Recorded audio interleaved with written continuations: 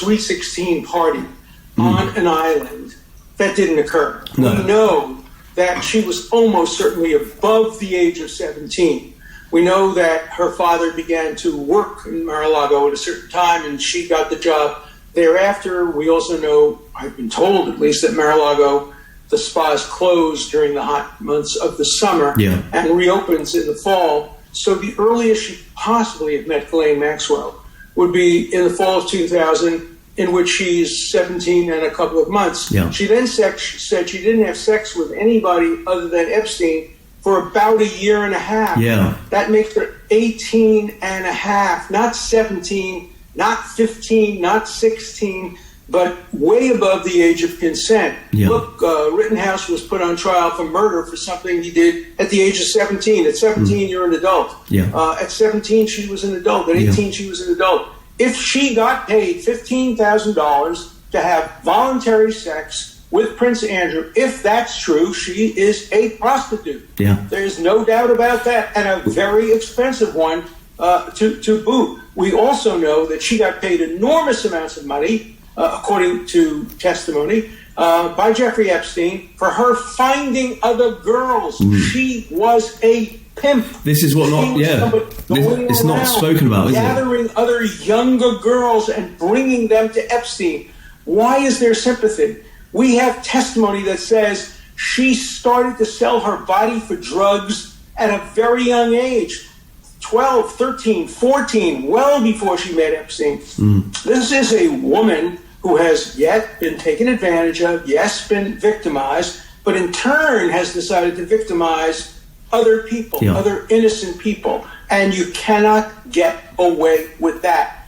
I am devoted to making sure that that doesn't happen. Yeah, no, it's good. Well, you know, much has been, the problem with the public perception is much has been put about connections with Jeffrey Epstein. It's for, to steal your the title of your book, Guilt by Accusation. You obviously have worked with that, and there you are. Now, I've read it. A fantastic, very, very, very intriguing book that I think everyone should read, but also it should put the fear of God into some people, to be honest, because what people don't understand is that this could happen to anyone. I know that you've been targeted because you're a very well-known and respected lawyer, but this could happen to the average Joe on the street. This could happen to every man. So what do you personally think are the implications moving forward because of the Me Too movement and because the media and the press refuse to criticise accusers?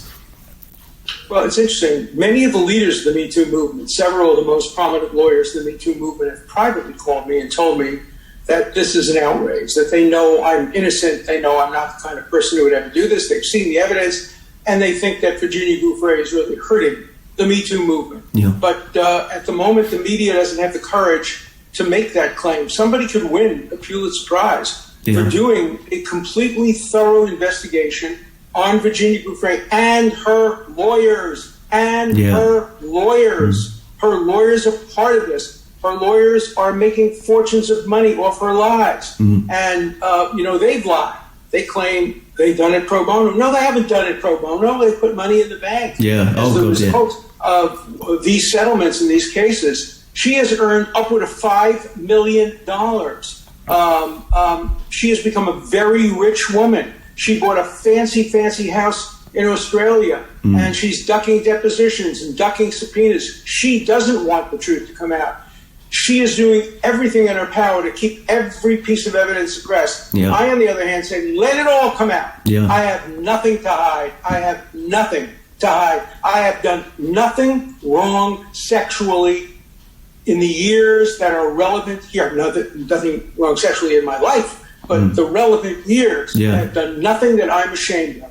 Everything I've done, I'm open about, and I'm free to discuss. I will not invoke any privileges when people ask me to talk. I will tell the truth, and if she were to tell the truth, she would end up in prison because she has committed perjury. And so one of the questions that I asked Ian Maxwell was his relationship with, with Jeffrey Epstein and his first impressions of Epstein. So you worked with him, obviously, at a professional level in the past. What impression did you get of him as a person, and why didn't why was it hidden? How did he hide it so well? The fact that he'd allegedly committed these crimes. Well, let me tell you my story. So I'm on Martha's Vineyard with my family, and I get a call from the lady Lynn Rothschild, that is the wife of Lord Evelyn Rothschild, very prominent, close to the Queen, very high up in British society. She calls me and says, I really want you to meet my best friend, my closest friend, Jeffrey Epstein. He's a wonderful man. He's a great scientist. He's given a lot of money to Harvard. And I said, look, I have my family up here. I really don't have time. No, please, you have to do me a personal favor. And so she brings him over, and we take a walk. And he's charming and brilliant. And he's read my articles, and he's read my books, and he was prepared very much for the meeting. And we became acquaintances. Never personal friends in the sense I didn't know whether he had a mother, I didn't know he had a brother. We never discussed anything really personal. It was always academic. I sent him copies of my book manuscripts. He sent me copies of articles he thought were interesting. He invited me. I never had a meal with him socially. He always invited me to events at his house with scientists, with astronauts, with prominent people. He often invited me with my wife together. He invited my family to stay in his house in Palm Beach once when my granddaughter had a soccer tournament there, and he wasn't using a house. And so we stayed there. There wasn't a single inappropriate picture in the house. I guarantee you, if there was a single inappropriate picture in the public areas of the house, I don't know what was in his bedroom. We were not allowed to go up there. But if there were ever one inappropriate picture in his house, I would never have allowed my grandchildren, my children, my wife, my daughter-in-law, my sons to go to the house and stay there. So it was that kind of a relationship, mostly academic, often around Harvard at meetings with the president, the provost, the deans, Nobel Prize winners, nothing inappropriate ever. Nobody suspected anything inappropriate. Then one day he called me and told me that he's going to be arrested. And he asked me if I would be his lawyer. I first turned him down. I said, I don't really like to represent people who I have a personal relationship with. He pleaded with me, and so I joined his defense team along with a series of other people, very prominent lawyers, some of the most prominent lawyers in the United States. And we litigated the case, and I knew him during that period of time. The day the case was over, I terminated my relationship with him. The only time I ever saw him after that was for professional reasons relating to the case. I didn't socialize with him. I didn't talk to him on the phone, except that he would call me and ask me about that. By the time I knew what he had done, or what he was accused of at least, I severed my relationship. But before that, I had no idea that any of this was going on.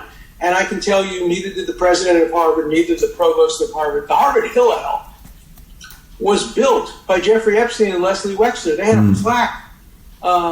Harvard took his money, $30 million or more than that. Other institutions took his money. He was involved in lots of philanthropy. Nobody knew. In retrospect, it's easy to say, how could you not know? Well, he did a great job in keeping his private life separate from his academic life. Yeah. No, I suppose we have a case that's quite similar in Jimmy Savile. I don't know if you've heard him, a presenter over here. Of course. And it's the same. No one knew at the time, and we had celebrities. Margaret Thatcher was, friendly with him, etc. It's very easy for us to look now at the headlines and think, how did you not, guess? But like you say, these people were good at. I was at Caroline Kennedy's house, the daughter of President Kennedy, with my wife, with two friends, and with President Clinton and his wife for a dinner party on the Vineyard. While he was president, the Secret Service pulls him away, and he's on the phone for about 15, 20 minutes. I thought, maybe Merkel, maybe, Tony Blair, who knows who he's on the phone with. Then he comes back holding the phone and says, Alan, a friend of yours wants to talk to you. I get on the phone, and it's Jeffrey Epstein. That's who he was talking to all of that time. Who knew? Did Caroline Kennedy know? Did her husband know? No, of course not. This guilt by association, as well as guilt by accusation, is so unfair, so unjust, and so McCarthyite. It has to stop. Well, so you know, we know